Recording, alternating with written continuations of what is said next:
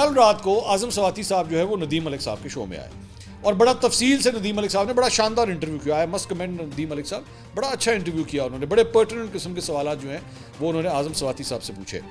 تو انہوں نے اعظم سواتی صاحب نے جو کہا ہے نا, آپ سنتے جائیے اور آپ کو سمجھ آتی جائے گی کہ پاکستان تحریک انصاف کے لیے کیوں یہ خوشخبری ہے. انہوں نے کہا کہ جتنے بھی یوٹیوبرز نے بات کی ہے وہ سچ نہیں تھی. جو شکر ہے ایسی گل ہی کوئی نہیں کی انہوں نے کہ زیادہ تر انہوں نے بات کی ہے جو پی ٹی آئی کے اپنے لوگ ہیں نا وہ ان کے اوپر شک کا اظہار کر رہے تھے. انہوں نے کہا جنرل عاصم منیر نے جب عہدہ سنبھالا تو مجھے بات چیت کرنے کا کہا گیا, میری بات چیت ہوئی اس وقت لیکن ڈائریکٹ نہیں ہوئی.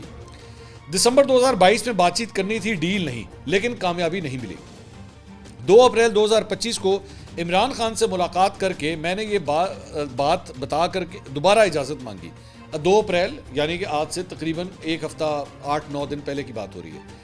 تو انہوں نے کہا آج میں نے رابطہ شروع کیا ہے. سو اعظم سواتی صاحب نے یہ خبر دی ہے, یہ بہت بڑی خبر دی ہے کہ کل, یعنی چونکہ انٹرویو تو کل تھا, کہ کل سے باقاعدہ بات چیت کا آغاز کر دیا گیا ہے, یا چلے آپ کہہ لیں کہ میسیجنگ جو ہے وہ شروع کر دی گئی ہے. انہوں نے کہا ابھی رسپانس کے بارے میں کچھ نہیں کہہ سکتا, میرا کام کوشش کرنا ہے اور میں پر امید ہوں, میں کارکن کی حیثیت سے بات چیت کو سپورٹ کرتا ہوں.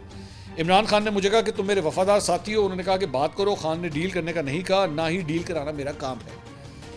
گنڈا پور نے جو بات چیت کا عمل شروع کیا تھا, میں کہتا ہوں وہ دوبارہ شروع کریں. آئندہ آنے والے بدھ کو ایک خاص شخصیت سے ملنے والا ہوں, اس ملاقات کے بعد لاہ عمل شروع کریں گے. سو اگلے بدھ تک ان کی جو ہے وہ ملاقات ہونے جا رہی ہے.